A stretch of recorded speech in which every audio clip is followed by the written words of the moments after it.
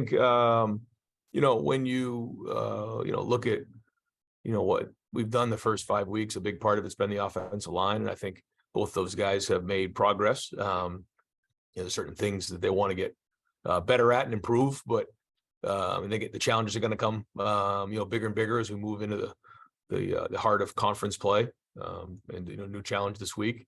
But overall, you can see some improvements in different areas. All righty, we'll go next to Austin Ward. Austin, go ahead. Ryan, you said on the coaches show there that CJ graded a champion last week, and I guess maybe we get caught up too much in just the passing stats. What else is an evaluation of a quarterback to earn that status? Yeah, so everybody has a different grading system, and at the end of the day, the system has to grade out at over 80%. And as a quarterback, when you have a running play where you just catching the ball and handing it off, that doesn't count as much as a third down conversion. But there's also some things in the run game that you have to make hard decisions on, whether it's an RPO, whether it's a relief throw, whether it's reading somebody, and that's more and more important. So, we ask him to do a lot in all areas, check plays, make decisions in the run game, certainly help with protection. So there's always a lot on his plate. And so, at the end of the day, when you're scoring 7 touchdowns and 9 possessions, and you're the quarterback, you're doing something right. All righty, let's go next to Dan Hope from 11 Warriors. Ryan, I think you only have 4 guys on the roster who played at 2018 against Michigan State. Yeah, so. Do you draw from those guys with them being the only ones who've actually played against fans there? Yeah, I was hoping when I asked the question in Tuesday's meeting, I'd see more hands raised. I think I did, but then they said, well, that was in 2020. When I said that doesn't count. There was no fans in the stadium. So, no, I think our guys have played, in hostile environments before, but it's been a while. So we have some new faces that haven't. And anytime you go on the road, like you're saying, the older guys, veterans have to play veteran, and leadership is going to be critically important. So we are going to lean on those guys and really challenge them to lead the way for us. Alrighty, next up, Clay Hall, ABC 6. Brian, thank you. Mike, appreciate it. I can't decide between 2 questions. Let's go with what you were just talking about there. Your COVID lockdown situation in 20, you yelling at the TV. Can you recount some of that, of having to watch your team play from afar? Yeah, it was very difficult. Sat in the basement with my son. The girl sat upstairs, and a lot of yelling at the TV, a lot of pacing around, watching the game. And then, as the game, got, the way it did there in the second half, got to at least enjoy watching it. I didn't say I relaxed, because you just never relax till the game's over. And some of those decisions that are made even in a game like that on, when do you, put some depth in, when do you not? Those are all big decisions that can have huge ramifications. So, try to communicate all that before the game. And it's hard, you just kind of a surreal experience when you're watching your team play and not being a part of it. Thank you. All righty, let's go next to Jared Smalley, WCMH. Hi, Ryan. When we talked to your players last night, several of them used the term villain or bad guy to describe the role that they were finally going to get to play this weekend, where they've been the home team and the good guy. They were embracing that opportunity to go in and get booed a little bit and have some adversity in that regard. What's been your message to them about that unique opportunity and making a crowd on the road very quiet? Well, we did talk about that the biggest difference, I know it kind of seems obvious, but you have to address it, is when you're home, you have a bunch of people cheering for you. When you go on the road, everybody in that stadium wants to see you lose. And so it's just a different environment, a different feel. And anytime Ohio State goes on the road, they are the villain, and when we go on the road here, it's not going to be any different. It's going to be a very hostile environment, and we got to bring it. And it's important to have fast start, but also have composure and maintain our focus in an environment like that, and not let that stadium or their fans affect the way we play.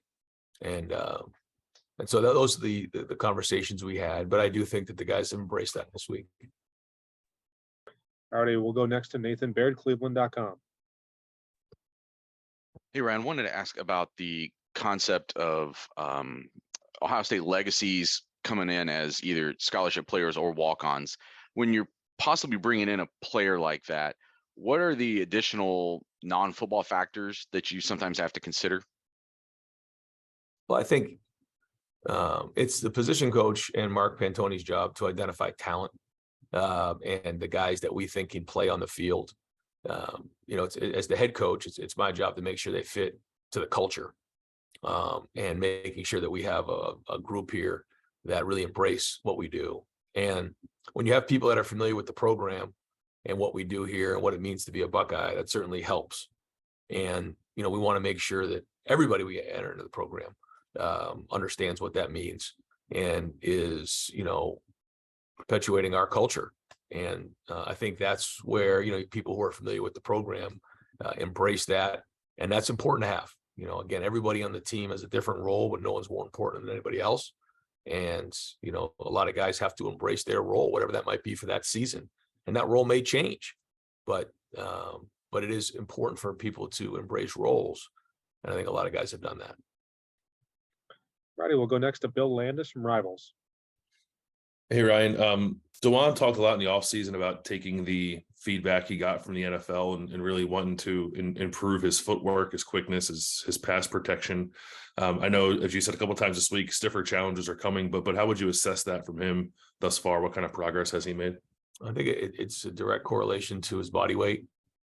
Quite honestly, I think his body weight is allowing him to do things that maybe he couldn't do last year.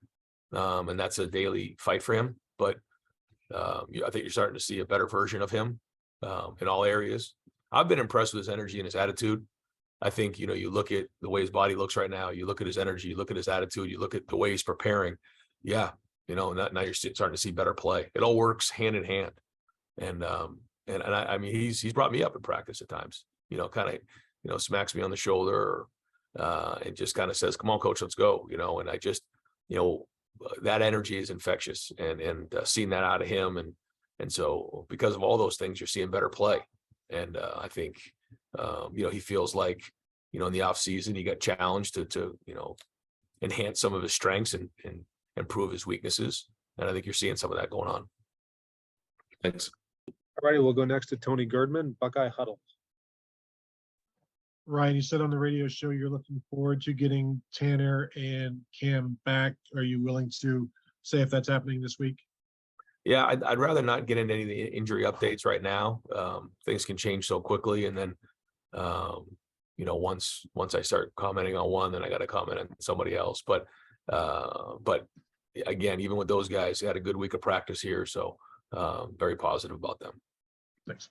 All right, we'll go next to Joey Kaufman, Columbus Dispatch. Ryan, the interception that Steele had was triggered by Zach Harrison tipping that pass, and he had lined up on the interior on that play. We just wanted to get your thoughts on how you think he maybe creates some mismatches, or just overall what's it like of some of the packages with Zach playing more interior. I think we've been creative this year about trying to create some of those packages, and if that means Zach lines up on a guard, then that's great for us. And like you said, he had that tip that turned into the interception. He also had the sack fumble that Mike was able to jump on. So he's been productive and he's being disruptive now. And I think that's the job of coaches, to put him in positions to be successful, based on the matchups and what we're trying to do schematically. So we'll continue to do that, try to be creative and allow him to be disruptive. All righty, we'll go to Tim May from Letterman Row. Tim. Thank you, Michael. Ryan, number one, does Mayan Williams get a second straight start this week, and primarily based on how he produced last week? And then number two, when you're standing on the sidelines like last week, can you feel the energy? And this isn't disparaging anybody else, but I'm just saying, just with him in there in that running game, can you feel the energy that he's generating? Because some of his teammates talk about that this week, about what that juice he brings to the attack. Yeah, no, you can. He, You know, he's running hard, but I think it's everybody involved.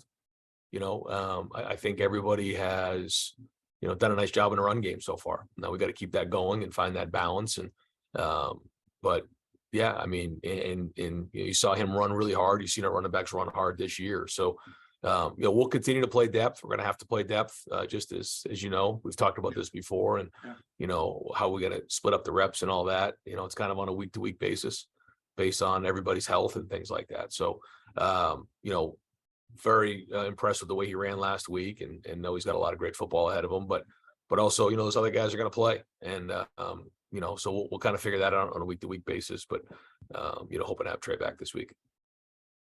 Thank you. All righty, we'll wrap it up with Bill Rabinowitz from the Columbus Dispatch. Hi, Ryan. The linebacker play this year has obviously been so much better than last year. How much of that is just experience of those guys? How much of it is Jim Knowles' scheme and him coaching the linebackers? I'm sure it's a combination, but what stands out the most to you about the difference in the linebacker play this year? I mean, I would literally say it's 50-50.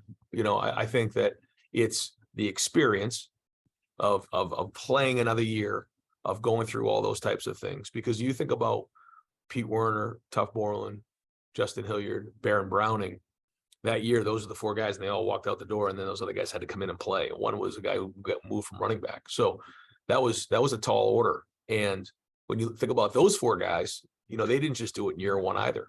You know, it took them a few years to get themselves going. You combine that with the fact that you know, Jim is really doing an excellent job in the position room with them, coaching them as the coordinator. I think they're just much more in tune with the entire defense and how they fit into the defense. So I think it's really both of those things have been why you've seen better play out of the linebackers. Thank you. All righty, Coach. Thanks so much. We will talk to you Saturday. Thanks, guys.